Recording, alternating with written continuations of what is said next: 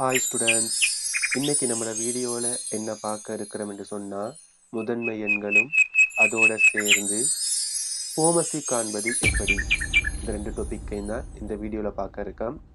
முதலாவது, முதன்மை எண்கள் என்றால் என்ன என்று பார்ப்போம்.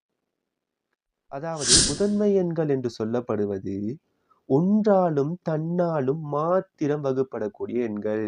இந்த மாத்திரம் என்பதை நம்ம நோட் பண்ணி வச்சுக்கொள்ளணும். அதாவது இதனுடைய அர்த்தம் என்னென்று சொன்னா, உதாரணத்துக்கு நம்ம 2 எடுத்துக்கொண்டோம் என்று சொன்னா, 2 எந்தெந்த இலக்கங்களால வகுக்கலாம்? 1ஆல வகுக்கலாம். அதே நேரம் அதே எண் 2ஆல வகுக்கலாம். அதான் தன்னாலும். 1ஆன்னு சொன்னா 1ஆல வகுக்கணும். தன்னாலும்னா அதே இலக்கம் 2ஆல வகுப்படக்கூடிய எண்கள். இப்போ உதாரணத்துக்கு 3 எடுத்துக்கொண்டோம்னு சொன்னா 1ஆல வகுக்கலாம். அதே நேரம் 3ஆல வகுக்கலாம். வேற எந்த எண்ணால சரி வகுக்க முடியுமா?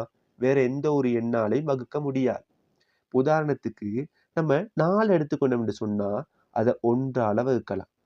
அதே நேரம் 4 2ஆலையும் வகுக்கலாம். அதே நேரம் 4 4ஆலையும் வகுக்கலாம். அப்ப இது முதன்மை எண் அல்ல. ஏன்? ஒன்றாலும் தன்னாலும் மாத்திரம் வகுப்படக்கூடிய எண்கள் தான் முதன்மை எண்கள். ஆனா இங்க 4 1ஆலையும் வகுப்படுது, தன்னாலும் வகுப்படுது, அது இல்லாம 2ஆலையும் வகுப்படுது, எக்ஸ்ட்ராவா ஒரு ஆளாலையும் வகுப்படுது. அப்ப 4 ஒரு முதன்மை எண் அல்ல. அப்ப ஸ்டூடெண்ட்ஸ், உங்களுக்கு முதன்மை எண்கள் என்றால் என்ன என்பது உங்களுக்கு விளங்கி இருக்கும் என்று நம்புறேன். அடுத்ததாக நம்ம இலக்கங்களுக்கும் சரி, இலக்கங்களோடு அட்சரக்கணித கோவைகள், அட்சரக்கணித உறுப்புகள் இணைந்து வர சந்தர்ப்பத்துல எப்படி போமசி கண்டதுன்னு பார்ப்போம். இப்ப இந்த கேள்வியை பார்த்தீங்கன்னு சொன்னா, அடிப்படையிலிருந்து 2025ஆம் ஆண்டு இடம்பெற்ற ஓலெவல் எக்ஸாம் வரைக்கும் வந்த கேள்விகள் இருக்கு. சரி, இந்த கேள்வி 2025ஆம் ஆண்டு இடம்பெற்ற ஓலெவல் பரீட்சையில் கேட்கப்பட்டுள்ள ஒரு வினா. சரி, அந்த வினாவையும் இறுதியாக பார்ப்போம். இப்ப முதலாவது, நமக்கு இலக்கங்களுக்கு போமசி காண தெரிஞ்சிருக்கணும். உதாரணத்துக்கு முதலாவது கேள்வியை பார்த்தோம் என்று சொன்னா, முதலாவது கேள்வி 2, 4, 9. இப்ப இந்த இலக்கங்களுக்கு போமசி காண்றது எப்படி? அதாவது நம்ம போடுவோம் 2, 4, 9 என்று போட்டுட்டு இதை பிரிப்போம். சரியா? பிரிக்கும் போது முதன்மை எண்களால பிரிக்கணும். அதாவது மிக சிறிய முதன்மை எண்கள் இருந்து பிரிச்சு கொண்டு போகணும். அப்ப நம்ம என்ன செய்ய போறோம்? மிக சிறிய முதன்மை எண்ல இருந்து பிரிச்சு கொண்டு போறோம். மிக சிறிய முதன்மை எண் என்னது? 2. அப்ப 2ஆல பிரிக்க முடியுமான்னு பாக்குறோம். அப்ப 2ஆல பிரிக்க முடியும் தானே? அப்ப 2ஆல பிரிச்சா என்ன வரப்போகுது? 2ஆல பிரிச்சோம்னு சொன்னா 2 2ஆல பிரிச்சா ஒரு முறை, 4 2ஆல பிரிச்சா 2 முறை, 9 2ஆல பிரிக்க முடியாத 9 அப்படியே போட்டுரும். அடுத்து பாக்குறோம் 2ஆல பிரிக்க முடியுமான்னு சொல்லி. அப்ப 2ஆல பிரிக்க முடியும் தானே? அப்ப 2ஆல பிரிச்சா 1 அப்படியே போடுவோம். 2 2ஆல பிரிச்சா ஒரு முறை, 9 2ஆல பிரிக்க முடியாது. அப்ப 9 அப்படியே போட்டுரும். சரியா? அடுத்து பார்க்க போறீங்க. 9 2ஆல பிரிக்க முடியுமா? பிரிக்க முடியாது. அப்ப 2க்கு அடுத்த முதன்மை எண் என்னது? 3. அப்ப 3ஆல பிரிக்க முடியுமான்னு பார்க்கிறோம். அப்ப 3ஆல பிரிக்கலாம். அப்ப 1, 1, 9 3ஆல பிரிச்சா 3. மறுபடியும் என்ன செய்ய போறோம்? 3ஆல பிரிக்கலாம். அப்ப 3ஆல பிரிச்சா 1, 1, 1. இப்ப என்ன செய்ய போறோம்? இவங்க அவ்வளவு பேரையும் பெருக்க போறோம். 2ஐயும் 2ஐயும் பெருக்கினா 4, 4ஐயும் 3ஐயும் பெருக்கினா 12, 12 3 எத்தனை? 36. அப்ப இதுக்கு போமசி வரப்போகுது 36 என்று சொல்லி. சரியா? இல்ல, எனக்கு முதன்மை எண் என்றால் என்னன்னு தெரியாது, அது எனக்கு இன்னும் விளங்கல, அது கஷ்டமா இருக்கு அப்படின்னு சொன்னா, நீங்க சிம்பிளா யோசிச்சுக்கோங்க. 2, 4, 9 போடுவீங்க. மிக சிறிய இலக்கத்திலிருந்து பிரிச்சு கொண்டு போற மாதிரி யோசிங்க. மிக சிறிய எண் 1 விட்டுட்டு 2 பார்ப்பீங்க. 2ஆல தவளத்தையும் பிரிக்க முடியுமான்னு பார்ப்பீங்க. 2ஆல பிரிக்க முடியும் தானே? 2 2ஆல பிரிக்கலாம். அப்ப 2ஆல பிரிச்சா வரப்போகுது 1, இது 2, இது 9. அடுத்து வேற மிக சிறிய எண் 2ஆல பிரிக்க இயலுமான்னு பார்ப்பீங்க. பிரிக்கலாம். அப்ப 1, 1, 9. அடுத்து பார்ப்பீங்க 2ஆல பிரிக்க முடியுமா? பிரிக்க முடியாது. அடுத்து 2க்கு அடுத்த நம்பர் 3. அப்போ 3ஆல பிரிக்க இயலுமான்னு பார்ப்பீங்க. 3ஆல பிரிக்க இயலும். அப்போ 1, 1, 3. மறுபடியும் பார்ப்பீங்க 2ஆல பிரிக்க இயலுமா? பிரிக்க இயலாது. 2க்கு அடுத்த நம்பர் 3. 3ஆல பிரிக்கலாம். 1, 1, 1. அதாவது பெருக்குங்க பார்ப்போம். 3 9, 92, 18, 18 36. போமசி 36. சரியா? அப்ப இலக்கங்களுக்கு முதலாவது போமசிக்கானது பார்த்திருக்கு. அடுத்து பார்க்க போறோம் 2வது கேள்வி. 2x, 3x வர்க்கம் y. இப்ப இந்த கேள்வியை எப்படி செய்யறதுன்னு சொன்னா, முதலாவது நம்ம இலக்கங்களுக்கு போமசியை காணும். அப்ப 2க்கும் 3க்கும் போமசி காணுவோம். அதாவது என்ன செய்ய போறோம்? 2க்கும் 3க்கும் போமசி கண்டு என்ன வரப்போகுது? மிக சிறிய நம்பர் 2ஆல பிரிப்போம். பிரிச்சா 2 2 அடிச்சா ஒரு முறை. 3 2ஆல பிரிக்க முடியுமா? பிரிக்க முடியாது. அப்போ 3 அப்படியே போடுவோம். அடுத்து இவரை பார்க்குறோம். 2ஆல பிரிக்க முடியாது. 2க்கு நம்பர் 3 3ஆல பிரிக்க முடியுமா? பிரிக்கலாம். 1,1 அப்போ 1,1 கடைசியில் 1 1 1ன்னு வரணும். அது வரைக்கும் பிரித்து கொண்டு போகணும். இப்போ போமசி என்ன வரப்போகுது? 2ஐயும் 3ஐயும் இருக்குன்னா 6. அப்போ 2க்கும் 3க்கும் போமசி 6. இது முதலாவது ஸ்டெப். அடுத்த ஸ்டெப் என்ன செய்ய போறோம் என்று சொன்னா, என்ன ஆங்கில எழுத்துக்கள் இருக்கோ அந்த ஆங்கில எழுத்துக்கள் எழுத போறோம். இங்க முதலாவது பார்த்தீங்கன்னா, எக்ஸ் என்ற ஒரு ஆங்கில எழுத்து இருக்கு. அப்ப எக்ஸ் என்ற ஒரு ஆங்கில எழுத்த போட்டேன். அடுத்தது இங்க என்ன இருக்கு? எக்ஸ் என்ற ஆங்கில எழுத்து இருக்கு. அதுக்கு நம்ம ஏற்கனவே போட்டுட்டோம் தானே? அப்ப அத போட தேவையில்ல. அடுத்து y என்ற ஒரு ஆங்கில எழுத்து இருக்கு. அப்ப y போட்டுட்டேன். சரியா? இப்ப என்ன செய்ய போறோம்னு சொன்னா, அடுத்ததா எக்ஸுக்கு அடுக்கு பார்க்க போறேன். இங்க எக்ஸுக்கு அடுக்கு எத்தனை? 1. இங்க எக்ஸுக்கு அடுக்கு எத்தனை? 2. எங்க அடுக்கு அதிகமாக இருக்குதோ அந்த அடுக்கு இங்க போடுவோம். உதாரணத்துக்கு இங்க எக்ஸுக்கு அடுக்கு 1, இங்க எக்ஸுக்கு அடுக்கு 2. அப்ப எங்க அடுக்கு அதிகமா இருக்கு? 2. அப்ப 2 போட போறோம். 2ஆம் அடுக்கு. வைய பார்த்தோம்னு சொன்னா இங்க வை இருக்கு, அங்க வை இல்ல. அப்ப இங்க வை இருக்கு. வைக்கு அடுக்கு 1, அப்ப இங்க 1. 1 இருக்குன்னா போட தேவையில்ல. ஏன்னா ஒண்ணுமே இல்லைன்னா எங்களுக்கு என்ன இருக்கு? 1 இருக்குது. இந்த இடத்துல 6 எக்ஸ் வரைக்கும் இவ்வளவு தான் போமசி. அப்ப இவருக்கு போமஸ் என்னது? 6x வர்க்கம் y. அடுத்த கேள்வி பார்ப்போம். அடுத்து 3வது கேள்வி பாருங்க. 2 × 1 சக x, 1 மைனஸ் x, 5 × 1 சக x முழுவதன் வர்க்கம் 1 மைனஸ் x. இப்போ இவருக்கு போமசி காணப்போறோம். இவருக்கு போமசி காண்கிறதா இருந்தா முதலாவது நம்ம என்ன செய்ய போறோம்? முதலாவது இலக்கங்களுக்கு போமசி காணுவோம். பாருங்க, 2 என்ற ஒரு இலக்கம் இருக்கு, 5 என்ற ஒரு இலக்கம் இருக்கு. இந்த 1 வந்து ஒரு அச்சர கணித கோவை. அவரை பார்க்க மாட்டோம். கோவைக்கு உள்ளுக்கு இருக்கிறவர் பார்க்க மாட்டோம். கோவைக்கு வெளியே இருக்கிறவர் 2.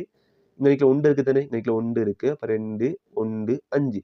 அப்ப 2க்கும் முன்னுக்கு இருக்க 1க்கும் 5க்கும் பார்க்க போறோம். அப்ப 2க்கும் 1க்கும் 5க்கும் என்ன செய்ய போறோம்? அதாவது இலக்கங்களுக்கு போமசி காணப்போறோம். அப்ப கண்டனம் வரப்போது மிக சிறிய இலக்கம் 2ஆல பிரிக்க முடியும். அப்போ 1, 5. இவரை என்ன செய்யலாம்? 2ஆல பிரிக்க முடியுமா? முடியாது. அடுத்த நம்பர் 3 பார்ப்போம். 3ஆல பிரிக்க முடியுமா? முடியாது. 4ஆல பிரிக்க முடியுமா? முடியாது. அடுத்தது 5. 5ஆல பிரிக்க முடியும்.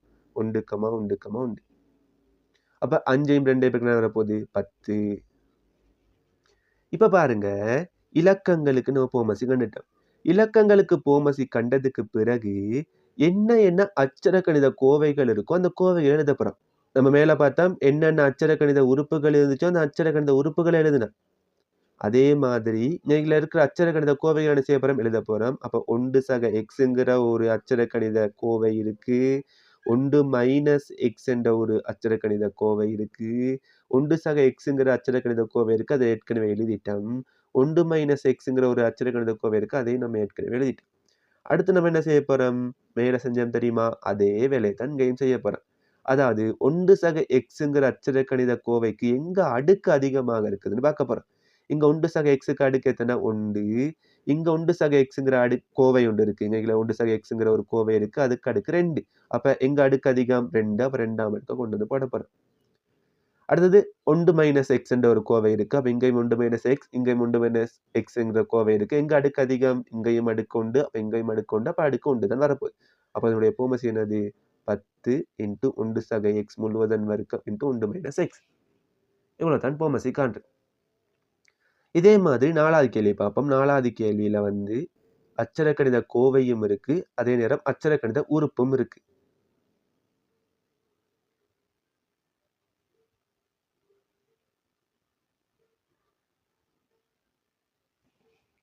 சரி, இந்த கேள்வியை பாருங்க. அதே ஸ்டெப் தான் செய்ய போறோம். முதலாவது இலக்கங்களுக்கு போமசி காணப்போறோம். 3க்கும் இங்க 2 இருக்கு, இங்க 5 இருக்கு. அப்ப 3க்கும் 2க்கும் 5க்கும் போமசி காணப்போறோம். 3க்கும் 2க்கும் 5க்கும் போமசி கண்டா வரப்போகுது 3, 2, 5. போமசி கண்டம் என்று சொன்னா மிக சிறிய இலக்கம் 2ஆல பிரிக்க இயலுமான்னு பார்க்குறோம். பிரிக்க இயலும். 2 இருக்கு தானே? அப்ப 3 பிரிக்க முடியாது. 3 அப்படியே போடுவோம். 2 2ஆல பிரிச்சா 1, 5 பிரிக்க முடியாது. 5 அப்படியே போடுவோம். அடுத்து யார் இருக்கா? 3ம் 1ம் 5ம் இருக்கு. 2ஆல பிரிக்க முடியுமா? பிரிக்க முடியாது. 2க்கு அடுத்த நம்பர் 3. 3ஆல பிரிக்க முடியுமா? பிரிக்க முடியும். 3 3ஆல பிரிச்சா 1, இங்கேயும் 1. 5 பிரிக்க முடியாது. 5 அப்படியே போட்டுரும். அடுத்தது வேற 3ஆல பிரிக்க முடியுமா? முடியாது. 4ஆல பிரிக்க முடியுமா? முடியாது. 4 கழித்தல் 5 5ஆல் பிரிக்க முடியுமா? பிரிக்க முடியும். 1, 1, 1. அப்ப போமசி பாருங்க. அப்ப போமஸ் என்ன வரப்போகுது? 2ஐயும் 3ஐயும் பெருக்கினா 6, 6ஐயும் 5ஐயும் பெருக்கினா 30. 6 5 30. அடுத்து என்ன செய்ய போறோம்? என்னென்ன அட்சரக்கணித உறுப்புகள் இருக்கோ, என்னென்ன அட்சரக்கணித கோவைகள் இருக்கோ, அவர் எழுத போறோம். அப்ப எக்ஸ்ங்கிற ஒரு அட்சரக்கணித உறுப்பு இருக்கு. அப்ப எக்ஸ்.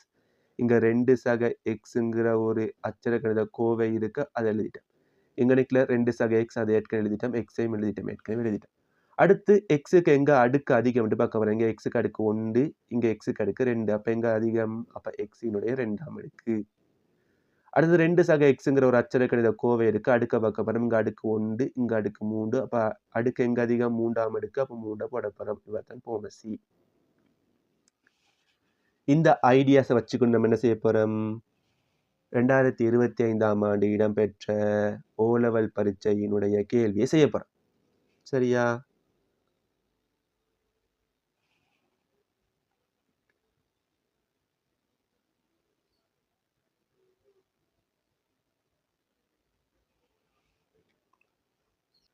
இப்ப இந்த கேள்வியை பாருங்க. முதலாவது இலக்கங்களுக்கு போமசி காணுவோம். 3க்கும் 6க்கும் 4க்கும் போமசி காணுவோம். அப்ப 3க்கும் 6க்கும் 4க்கும் போமசி என்ன வரப்போகுது? 6, 4 பிரிப்பம். மிக சிறிய நம்பர் 2ஆல பிரிக்க முடியும்.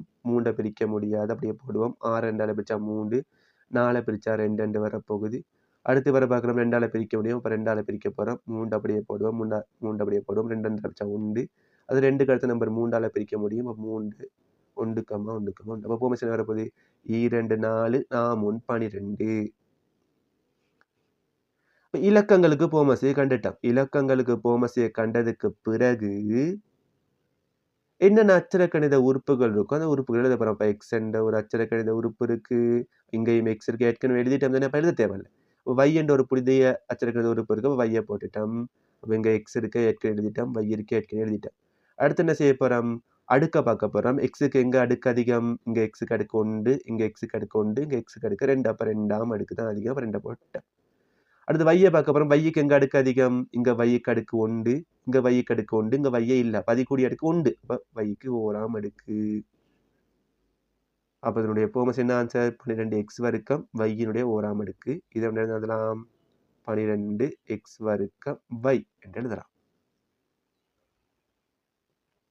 இதே மாதிரி 2024ஆம் ஆண்டு இடம்பெற்ற ஓலெவல் பரீட்சையிலையும் இதே போன்ற ஒரு வினா இருக்கு. அதனுடைய ஆன்சரை நீங்க கமெண்ட்ஸ்ல போடுங்க.